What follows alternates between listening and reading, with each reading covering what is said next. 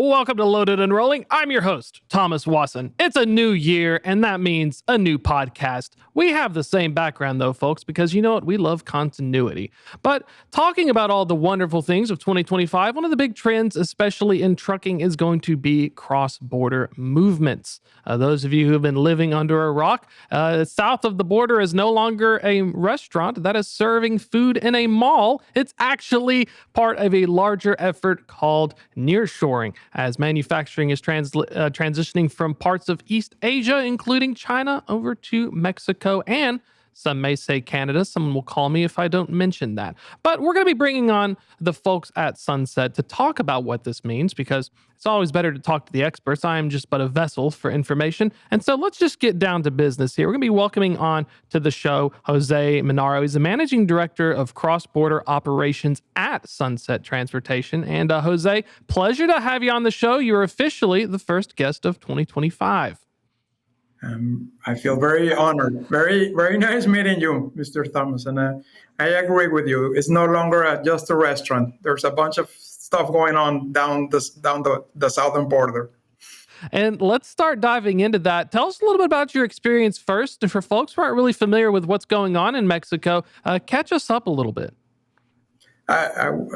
My pleasure. So I started my career 35 years ago in a place named Ciudad Juárez. So I'm originally from Mexico and then moved into the U.S. many years ago. Started working for the maquiladora industry, which is now named the IMEX industry, which is just manufacturing under temporary imports. I spent like 11 years crossing trailers back and forth between Juarez and El Paso, Texas. That was the beginning of my career as a customs broker. And then I moved to Laredo 28 years ago, where I've been crossing trailers back and forth, southbound and northbound between the U.S. and Mexico, working for very large-sized 3PLs throughout my whole career. And for the last part of it, for the last 6 years, Sunset has been my home to be able to support customers that are shipping goods between the two countries, leveraging NAFTA or the USMCA/TEMEC in Mexico, or just general goods. So I have experience in both manufacturing and also in logistics as well as customs. And I mean, I think that's great given your experience, because there's been so much going on. It feels to me recently, the past 3 years, we've all suddenly started talking about it. Given your breadth of experience, was it ever kind of maybe a trickle and uptick in activity, or did it all suddenly get really busy? What's it been kind of like given through your background and experience seeing it on the ground? I think I was very fortunate to see the birth and the effect that NAFTA had on the three countries, I should say. Okay, because when I started my career, that was also when NAFTA was recently signed, right? And working in manufacturing in Mexico as an industrial engineer, you would imagine that I was able to see how that was impacting the whole region. And I know that nearshoring nowadays gets a lot of exposure when it comes to Asia, but I've worked in my career for Asian, like Japanese, Korean companies, as well as European. Right? There's a bunch of investment from Europe as well. So I truly believe that this nearshoring new term, right, that we've been hearing for the last 5 or 6 years, is just the evolution of what has happened with Mexico for the last 30, which is Mexico developed into a manufacturing country for temporary imports, to attract investment from all over the world, not just the US or Canada or China, right? So I've seen, as a Mexican, tremendous development on many regions of the center of Mexico, the border of Mexico, when it comes to specializing in certain types of commodities. So if you go to Tijuana, you'll see a whole bunch of TVs and electronics being manufactured. Down in the center of Mexico is mainly automotive. So, and you go to Guadalajara, and it's the electronic Silicon Valley, right, of manufacturing. So I continue to say this, we've been preparing for this in Mexico for over 30 years, guys. This is not new for us. The fact that now, because of what's going on with China, the US, and now Mexico, that is taking a little piece of the action as well as far as a trade war is concerned. Now we're talking about China, Asia, but this is a little bit more comprehensive than just that. And looking at the growth, you mentioned some really cool region specialization. Is there any specific ones that have suddenly seen an uptick when we're hearing about folks moving in? One of them, I told, the location's about 100 to 200 miles away from Laredo, is one of the areas I've heard. But is there certain places that are like boom towns, or is it pretty much across the board in those major regions? You know, like they're already set up 30 years ago. Now they're just finally sprouting, so to speak. I think there are regions that are ahead of the curve tremendously. And you just mentioned one, Monterrey and Saltillo, which is pretty close by to Laredo. Those folks are experiencing the majority of the investment. And it's because of several reasons. So if you go to Monterrey, which is a city that few know that it's 8 million people, right? And has more than 15 very good universities with a lot of people graduating every year, bilingual folks, engineering, accounting, all of the things that you might need in manufacturing, ready to work, and a whole bunch of investment on development of industrial parks and talented and skilled labor. Obviously, if you're an investor and you bring your money from wherever in the world and you go and check different places in Mexico, you're going to select the best site. And there are sites. I would say the northern part of Mexico has a great advantage as well, and that's why numbers don't lie. A lot of the foreign investment is falling in their territory. But if you go down to the center of Mexico, what we call the Bajío region, which is Querétaro, Silao, Guanajuato, all of those cities as well, they've done their share of attracting foreign investment. San Luis Potosí many years ago beat everybody else to attract the BMW to set up a humongous plant out there, right? So everyone has done their share of attracting foreign investment, and everyone is trying their best from a regional standpoint to continue to deploy and enhance what they already have. So let's dive into, now we have a huge amount of growth. It's been sustained. You know, the foundations are set. We're growing now. Talk about some of the partnerships and understanding for folks who aren't aware. There's a few extra steps. You can't just go door to door and move an item from there. There's tariffs. There's the custom brokers. Give us a little bit of a idea of what goes into this part. Now that we know it's growing, what steps do we need to do to take advantage of that? You bet. And what we do as a service provider is basically three things, Thomas. We provide the transportation door to door. We provide the customs clearance, which is key, right? There is a river in between the two countries, and there's customs on both sides. There's Mexican customs and U.S. customs asking for a lot of information, right? And then you need warehouses, sometimes in both sides of the border, or at least in the U.S. side of the border, because nowadays we transload a lot of the cargo that goes back and forth. So the first thing that should come to everybody's mind is that flows of goods make a difference. So we refer to southbound, to everything that is shipped from the U.S. into Mexico requires a set of processes, right? And a set of combination of services, considering those three main components that I already mentioned: transportation, customs, and warehousing, right? And if you're dealing with a customer that now is pulling stuff out of Mexico, that is sourcing whatever it is in Mexico and bringing it northbound, the combination of variables also, it might be confused to be exactly the same thing, but just on the opposite direction. But that's a very wrong assumption to make, okay? Because let's just start with the customs piece.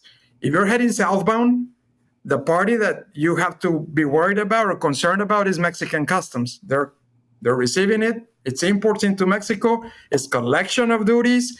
And collection of duties in Mexico for the Mexican government is as important as 40% of their total revenue. Okay, so Wow. that makes that very few people know that very few, and that's why everybody has to understand that moving the transportation is one thing, but being ready for customs is extremely important. So Mexico can make up to 40% of they get a lot of income basically from the duties paid in when you're coming in. And so is that a challenge? I heard Mexico had made some changes over the past few years to how they're processing it. Are they like charging more? Do you just got to partner with somebody who can help you get through the hoops? No, I think the duty rates are the duty rates, and the duty rates imposed by Mexico are pretty much your general duty rate, okay, which is what everybody pays without any treaty or certificates of origin, okay, and you get your preferential duty rates. Mexico has treaties with a lot of different countries, over 25 different countries, not just US and Canada, okay? So when we're classifying goods from a Mexican customs standpoint, we got to find the best alternative for our customers. And if, let's say, they're bringing goods from Spain, from Europe in general, there is a treaty between Mexico and the European community, and there is a preferential duty rate for those goods, right? So we got to be able to satisfy all of the requirements by Mexican customs, but they will pay a little bit less.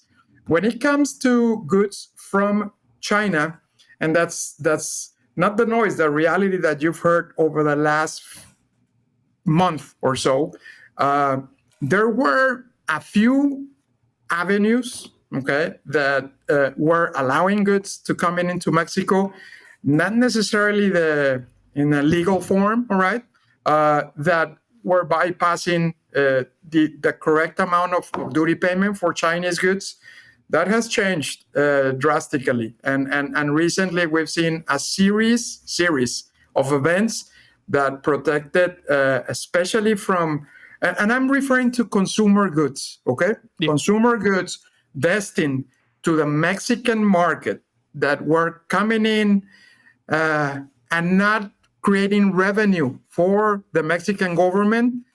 It had a few back doors. And in the last month or so, they were shut down. Big cargo, small cargo. But now all of them are paying between 19 to 35% duty rate when it comes to bringing those into Mexico.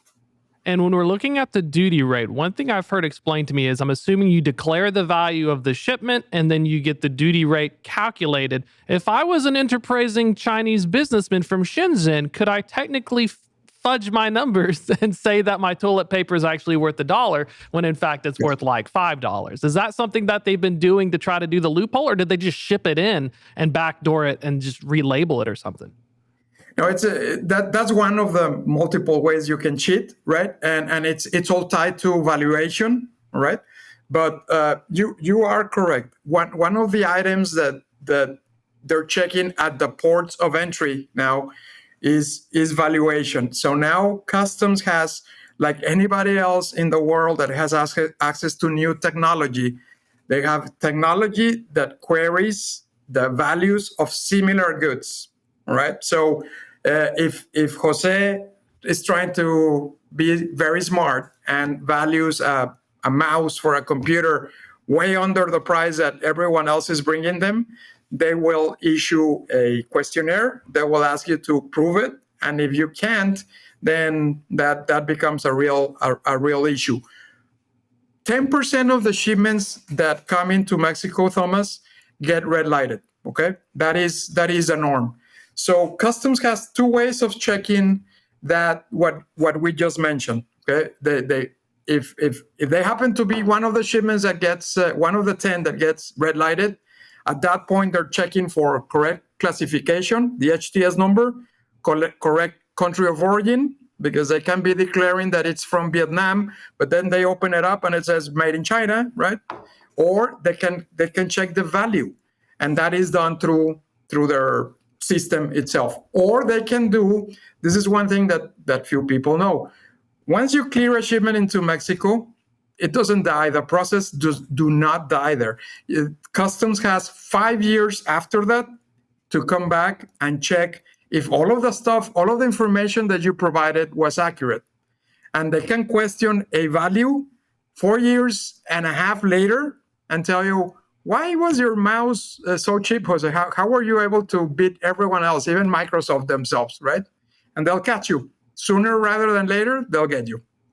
And that ties into the transport. So, find the partner. What you just described are some of the very steps that if, let's say, I'm a shipper that's, I'm a place in the US and I need to get some northbound stuff. So it's coming from the south and it's a big deal. I need to make sure that the partner I'm working with actually classifies it right, has the origin right, because I don't want to have it get caught up. I heard that one of the problems is the border wait times across the land ports can get really long. Tell us a little bit about that and why it's important to find the right person to make sure all your ducks are in a row, or else you're going to be stuck in the black hole of a large border crossing. I've lost a few trucks personally there. This is personal experience.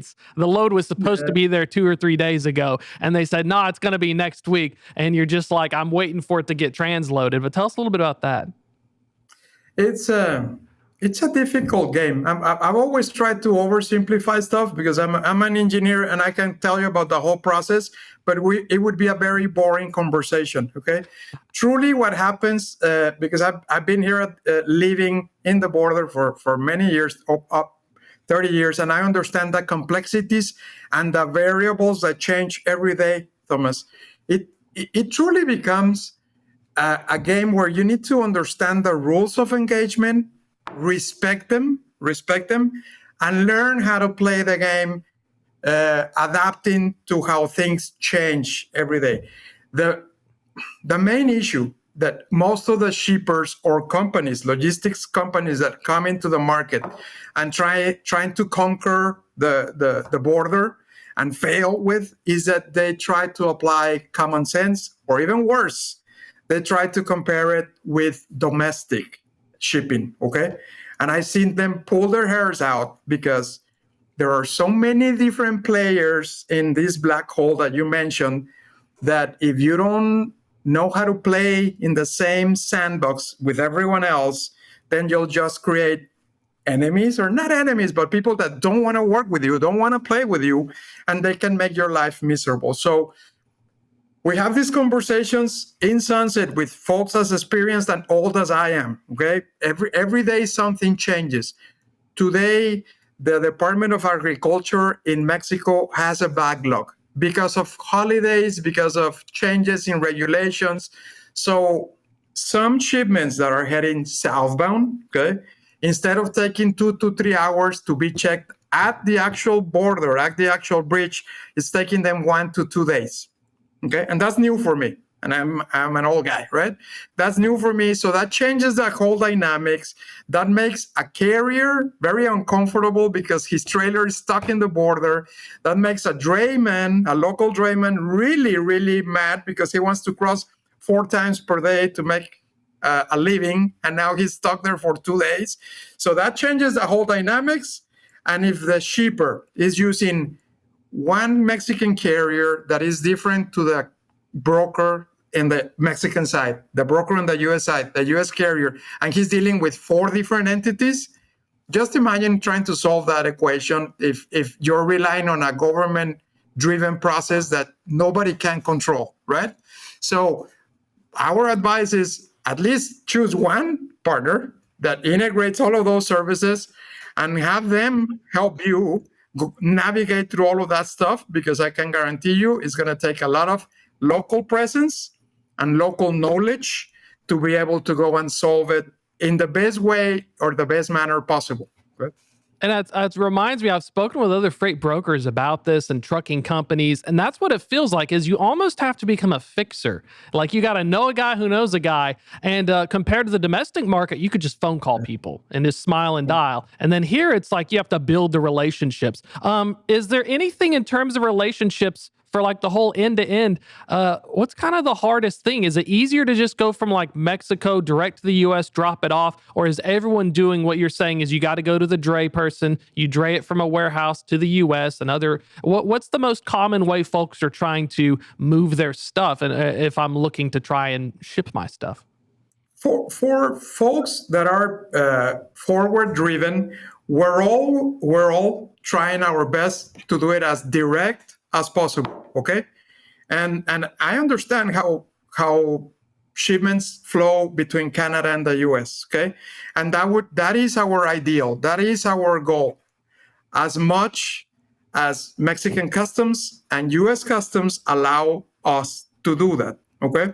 So we're always trying to go direct, Thomas, as much as possible. Sometimes the product itself, because customs cares about the product, right? In logistics, we care about the truck and how it moves. But in customs, they care about what's inside that trailer. Sometimes the requirements or the compliance requirements that are triggered by these products put additional steps, whether that's southbound or northbound, that makes us look at other ways of moving freight, which is the famous transloading or the famous or unfamous handoffs, right? I give it to the warehouse, then another guy picks it up and takes it to Mexico, and then another carrier picks it up on the Mexican side and takes it down into Monterrey, Mexico. Let's talk a little bit about TMSs that are trying their best when they were originally designed to move domestic freight in the United States, and now they're demanded by the logistics providers or the shippers to get Mexicanized, as I called it. Okay, that's a challenge within itself. Just imagine you and I were the developers of this super modern TMS with mathematical algorithms and artificial intelligence, but we thought that poor system to speak one language, and that is miles, US dollars, and maybe one carrier from point A to point C. And now we're gonna tell the TMS, now you're gonna be Mexican, dude, and you're gonna be able to manage 3 different carriers, pay bills for 2 in the United States, 1 in pesos, and now it's no longer miles, it's kilometers, and there's no longer zip codes, et cetera, et cetera. That's what logistics companies deal with every time we go into Mexico and we provide a solution for our customers door to door. It's a little bit more complex than the way it sounds, although we have been able to accomplish that, Sunset and other service providers, okay? But customers have to keep in mind that it is an international move. It's no longer a domestic move. The technology just allows us to put all of those variables together, but the touchy-feely portion of people is still tremendously important. The connections and the communication makes it or breaks it, okay, on a daily basis. And we're running low on time, but I need to have you back on to talk about the Mexicanification of TMS systems, because this is something I'd heard about and talked about, but I didn't know that was that many steps, which is an absolute nightmare for my simple brain, because I'm used to one way, point to point. So that's already 3 steps beyond my reckoning. But let's find, if folks want to learn more, get in touch with Sunset or yourself and get more of this wonderful information. What's the best way to find out? Okay, you can reach out to me. Okay, my name is Jose Minarro. My email is jminarro@sunsettrans.com. Okay, and I'm always available. I'm your friend at the border 24/7, and I do happen to know a lot of people, so I get all of my inside information from the horse's mouth. Right, I don't read it anywhere. I live with it every single day. Jose, I really appreciate your time. I wish I had more time, because I feel like we could go a whole hour on this. So we're going to have you back on. We're going to talk about the tech aspect again, but thank you so much for coming on, and really appreciate your time. Thank you very much for inviting me, Thomas. Okay, very nice meeting you. That's going to be a wrap for today's show. But if you're just joining us, we're also going to have this on demand at Apple, Spotify, and YouTube, wherever else you can find your podcast. While you're at it, subscribe to the Loaded and Rolling newsletter. It comes out every Thursday at 2 p.m. Eastern. That's a wrap for today, folks, but a lot of great content coming up. Stay tuned.